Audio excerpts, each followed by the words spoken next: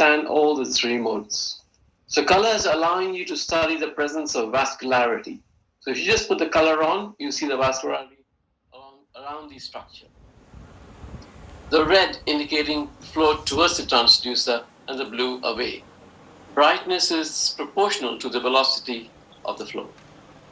If you're looking at the pulse wave, you place the gate on the vessels, and that generates the flow velocity waveforms, and that can be analyzed. So when you analyze the amount of flow or the resistance, then we come. So there are two aspects to pulse wave Doppler indices. One is peak systolic velocity, that is a centimeter per second, or the time average maximum velocity.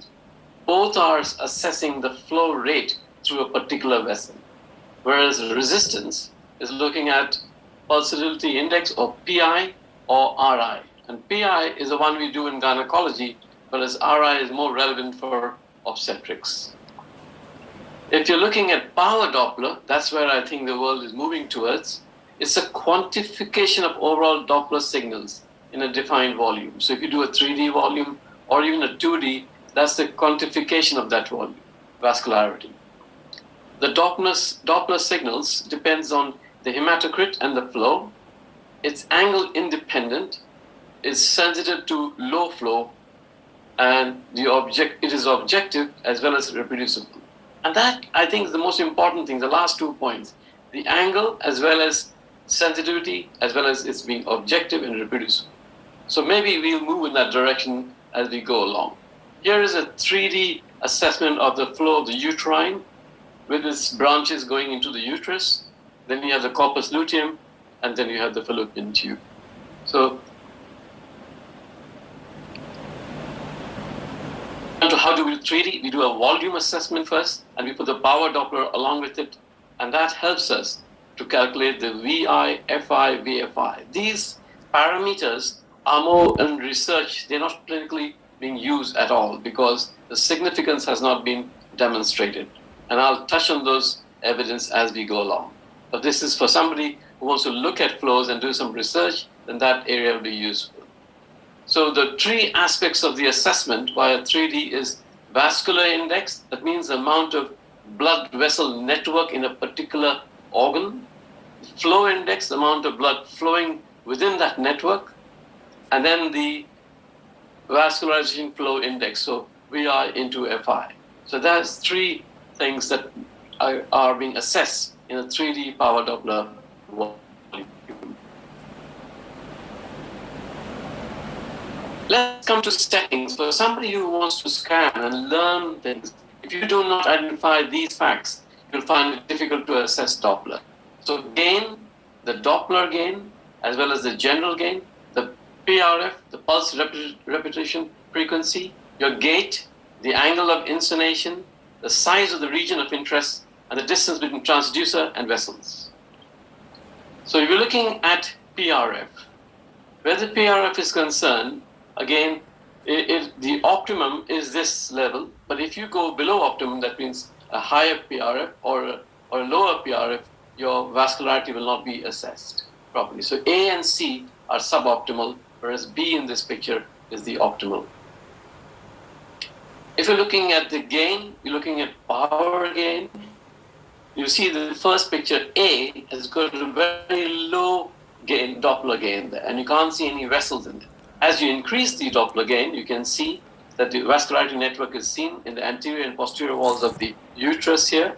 And when you go to increase the gain further, then all the noise comes across. So if you want to get the optimal state, increase the gain to get the noise and gradually decrease it till the point of the artifacts disappearing. And that point is your best point for the power Doppler assessment. If you're looking at the signal of the Dopplers that are coming through, so you can see here that the angle and the signal that's coming through can be low, optimum, or high. So if you increase the gain, you will get very few waveforms clearly seen. If you increase it further, you can clearly see the waveforms. And if you increase the gain too high, which is a general gain, then you can see there's a noise along the waveform. So again, optimizing the gain, the 2D gain, is useful for assessing the waveforms. if you're looking at the gate, gate is where you place two parallel lines on the vessel and to assess the flow in the particular vessel. So if you place the gate on the vessel or on the side of the vessel, your flow will change. So here in this specific one, A, the gate is placed on the uterine artery and is small in size, it's about 2 millimeters, and you can see the waveform very clearly coming up here. Whereas this particular one, the gate has been increased in size, is about 3 millimeters parallel, and is slightly lying onto the uterine veins. And you can see on the bottom side, the uterine vein flow is also coming along with the uterine artery. So placing the gate and the size makes a significant difference in what is being collected. Then we come to the angle. That means the particular direction of the Doppler waveform and the angle of the artery, the direction of the artery itself or vessel you're measuring. It's very important to understand that, because otherwise your values will be completely different. So if the insonation angle is 22 degrees, your flow is around about 21 centimeters. If it's 30 degrees, it's about 27 centimeters per second. And if it's 68 degrees, it is 56 centimeters. So you can see huge difference in each of these slides. As you change the angle, the insonation angle, the flow, systolic flow, the systolic flow is increasing. Here you can see this is a uterine artery measurement. This is a systolic aspect, and this is the diastolic aspect. So if the diastolic aspect is along the lines of the measurement or is reversed, then the flow is having high resistance.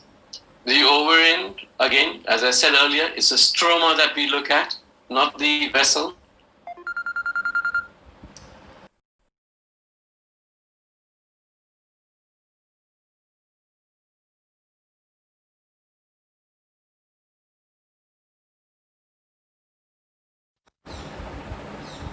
Quality, but this is debatable.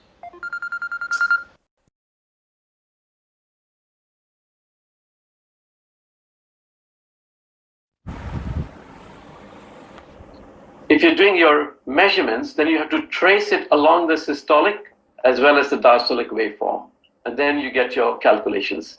And here you can see the PI in this case is 2.37, which is the correct, which is a good flow in the uterine arteries. So that's the trace along the diastolic as well as the systolic waveform. Again, this one is measuring the flow in the stroma of the ovary. And here, the key thing is that we're measuring the flow only, not the resistance, because the flow is important in smaller vessels, whereas resistance is important in the bigger vessels. Let's come to now the organs, what we're looking at. In gynecology, it's the fibroids or polyps, adenomyosis and uterine malformations, and we'll touch on endometriosis. We will not be going into ovarian pathology in detail, but just touch it where reproductive medicine is concerned. And here, the key thing is that we're measuring the flow only, not the resistance, because the flow is important in smaller vessels, whereas resistance is important in the bigger vessels. Let's come to now the organs, what we're looking at. In gynecology, it's the fibroids or polyps, adenomyosis and uterine malformations, and we'll touch on endometriosis. We will not be going into ovarian pathology in detail, but just touch it where reproductive medicine is concerned. And then I'll move on to ovarian reserve assessment, endometrial receptivity. So fibroids, as we know, we can localize them by ultrasound in different positions. But what does the Doppler do? In the case of fibroids, if you put your power Doppler around, you'll find the flow is around the fibroid, is circumferential, and is within the lesion. It's very important. If you put it, you'll see the flow is more towards the transducer rather than distal. So the tissue or the size of the fibroid will decide how much of Doppler you can see. But generally, you'll see the flow around the fibroid and within the fibroid. If you go on to adenomyosis, very interestingly, you'll see that the pattern of flow is perpendicular to the serosa or the cavity and is going through the uterus muscle. Unlike in fibroid, it goes around it. So it's quite diagnostic. If you're not sure you're dealing with a fibroid or an adenomyosis, put your power Doppler on and you will see the difference. It'll be useful to do this adenomyosis scan in the luteal phase because the endometrium is more echogenic and therefore the flow is much more better seen. Again here, when there's diffuse adenomyosis, you can get patchy blood flow around. So you can see on the 2D there is a degree of suspicion of so it's quite interesting to see the difference between fibroid and adenomyosis with Dopplers. And as I mentioned earlier, it's power Doppler that you're looking at. What about polyps? Well, there are studies showing that polyps have an impact on the outcome. So assessing polyp, the key aspect of polyp is that you should assess them in the follicular phase of a cycle, and that's a better time to assess them. And if you want to confirm it or a higher correlation, then a feeding vessel is supposed to be more diagnostic. Of course, you must remember that when you're doing a scan and the patient is having her periods, then sometimes you may be having a false sense that you're dealing with a polyp. In the luteal phase, you've got to be again careful because you may have the wrong diagnosis. And very interestingly, you may suspect a structure there in the uterine cavity. If you put the Dopplers on, they are negative. It is probably you're dealing with Asherman's, where there's a thin line, fibrous band, and then a structure which is sticking towards the fibrous band. So the difference of here is the Doppler in the three scenarios where there's no polyp is quite interesting to note.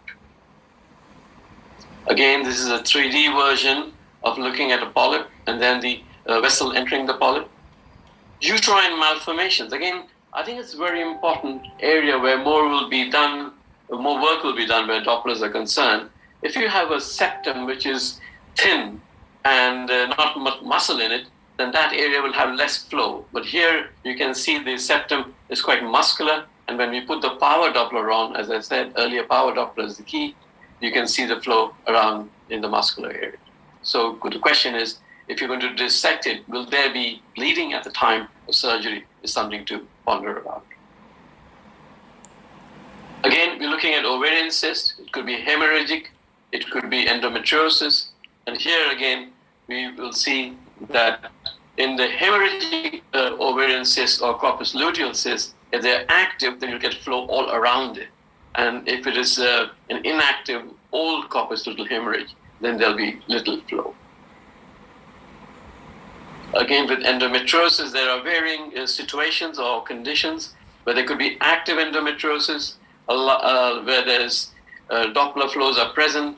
One of the correlations with endometriosis is that if Doppler flow is seen in endometriosis, the tissue may be active and patients on may feel. So that is something that you may like to correlate by putting a power Doppler on and then pressing with the transducer and noting the attendance. Dermoids, very commonly seen as a productive age group, do not have any flow. So if you say dermoid flow is present, that means you're dealing with something else, whereas the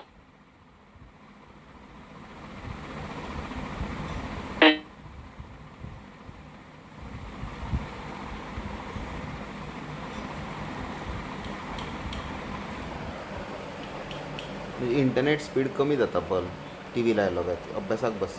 Therefore, it's difficult to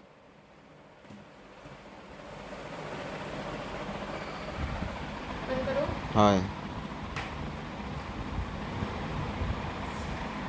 I think ഞാൻ